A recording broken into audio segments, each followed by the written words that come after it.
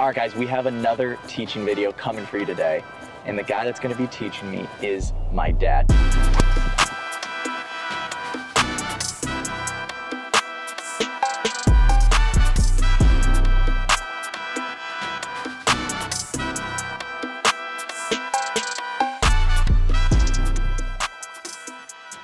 You've probably seen him, but in case you have never seen my dad, he's a PGA pro. He's given over 25,000 lessons. How long have you been a PGA pro for? 57 years now. 57 years he's been teaching golf. He basically built my entire golf swing, and he's gonna look at it today and help me out. So let's get right into this. He's gonna have a lot of great pointers that can help you guys with your golf swing. I mean, guys, my dad basically built my golf swing, so anything that he sees hopefully can help me today. I'm gonna hit a couple here.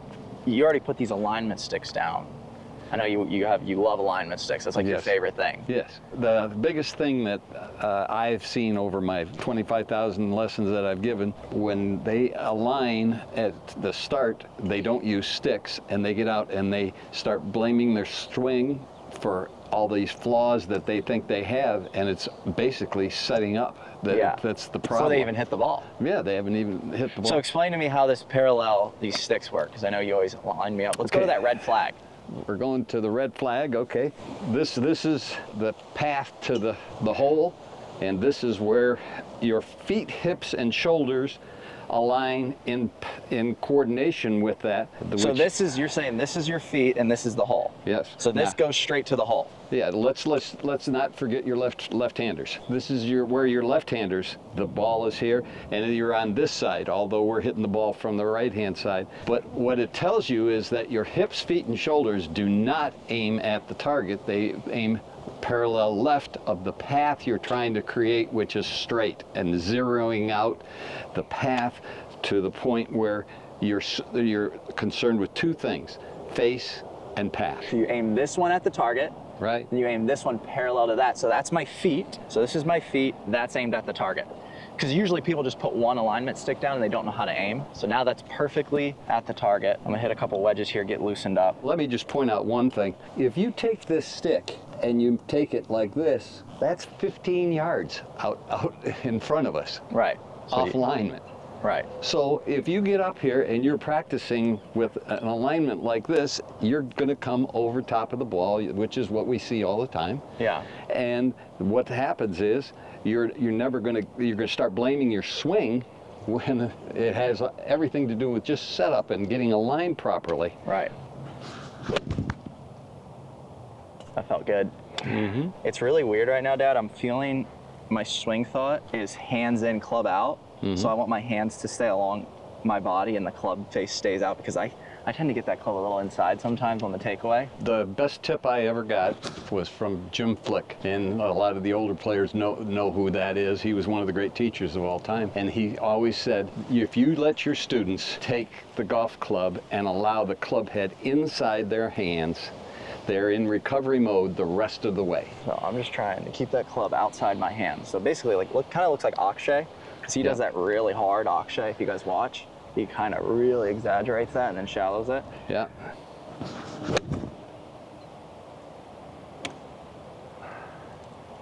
That was really good.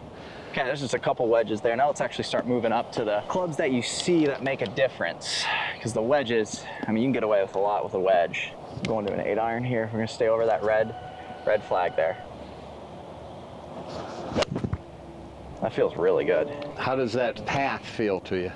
Good. I mean, I like the visual here. When you put these sticks down, because I kind of get lazy and I don't usually put alignment sticks on. I just get to the range and I start hitting balls and never, take into account my alignment. And then when I have this down there, now it's like a really good visual. I can see the target. This is at the target line.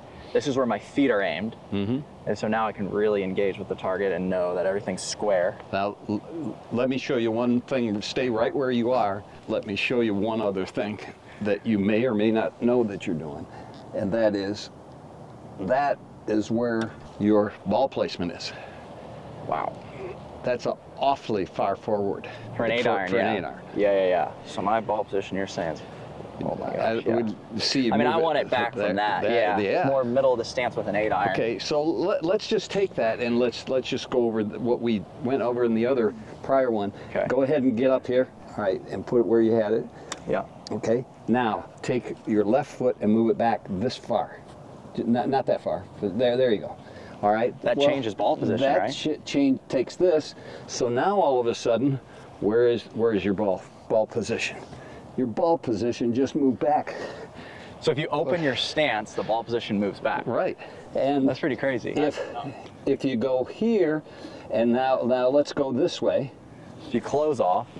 And you close off to the ball, all of a sudden, that's why people aim right and they're coming over top of the ball. Your divot is going to occur way in front. Right. In your stance. It's not going to bottom out back here. I think when I'm hitting punch shots, I always tend to start to open my body, which just naturally moves the ball position back, which that's a huge thing for you guys watching, which I don't really think about that too much. I knew about that, but the fact that when you open your stance, your ball position starts to go back in your stance is pretty wild. Because now my feet are aimed, say I really exaggerated it, feet are aimed over there, my ball position is now way back in my stance. Yep, now I'm gonna adjust my ball position like my dad said.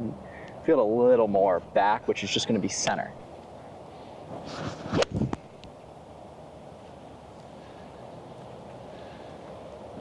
That was pretty good there. How'd that look, Mom? Good? She approves. As long as my mom approves, I'm doing something right. Things are good. See, I think over time, these little things start to creep into my golf game, which we're talking little, like we're talking inches in golf, and that's all it takes sometimes, moving my ball position from up in my stance to more back in my stance. My dad's the guy that kind of spots this. And like, you guys are probably thinking, oh my gosh, it's just ball position. But in reality, when you're playing at a pretty high level, every little inch or every little detail matters a lot.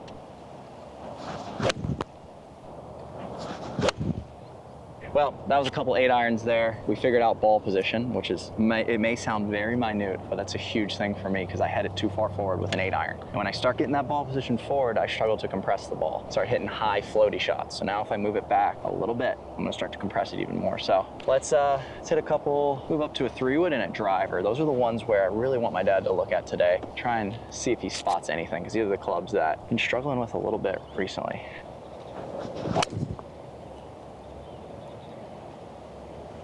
Pretty good. That was pretty good there. What'd you notice ball position wise, setup? Go ahead and get into your setup again. I'm ready. Okay.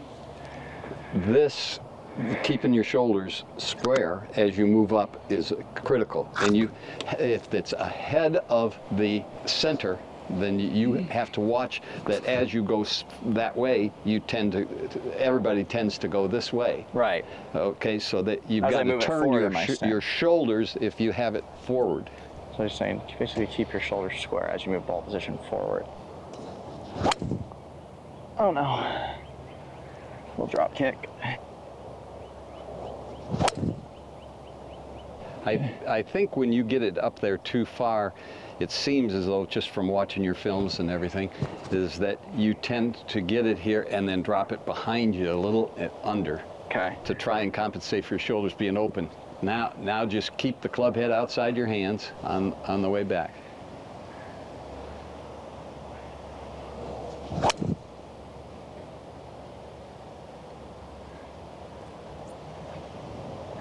Not bad. Just a hair right. Still a pretty good strike, and would say it's down the right side of the fairway. Try another one. Oh yeah. That's as good as I can hit a golf ball there. Yep. That really looked good. One more of these and let's move on to the driver.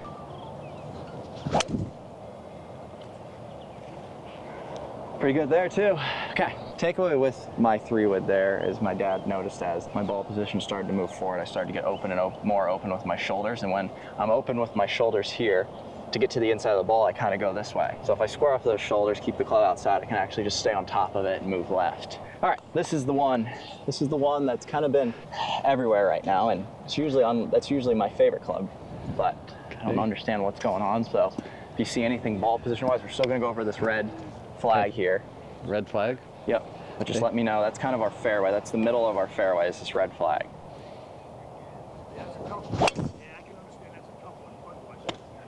Hit that well. The first thing that the average player does almost every time is they go and they get like this. And then they wonder, why they're fading the ball and why they're cutting across and not hitting it solid. So you have to actually force your shoulders on this line right here. Get it parallel to this line. And that way you will start from a neutral position. You'll get from the inside out instead of the outside in. Right, yeah. So 85% of this game at least is setup, get in the right position, and all this doesn't work unless you have a grip like he has. yeah, He has a and I mean, grip. I think, like my dad's saying, if you go to the range and that ball, a lot of people when they're hitting a driver, they're like this. Their shoulders are wide open. You're very They're rarely coming to the outside like that and hitting these big, weak slices. Yeah. So when you move that ball position forward, you still got to feel those shoulders a little bit more closed off.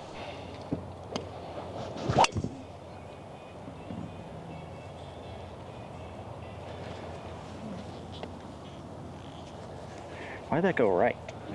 A little down the right side there. What's my distance like from the golf ball? I feel like I'm a little far away. You are. I'd like to see you get a little closer so that you can keep it's easier to keep the club head outside your hands that way.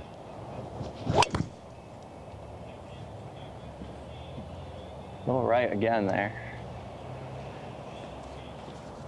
Good strikes though. Like we're hitting it in the center of the club face, which is huge, because the worst thing is off-center strikes with a driver and you start spinning them and hitting them all over the place. At least we're getting them in the center. So a little right again. Kind of missing everything to the right. When you've been hitting it not so good lately, where has it been going? I think I have a double miss right now. I feel like back and forth, Okay. left and right. Yeah. So right now, I mean, it's just hanging out to the right. We're not getting through it.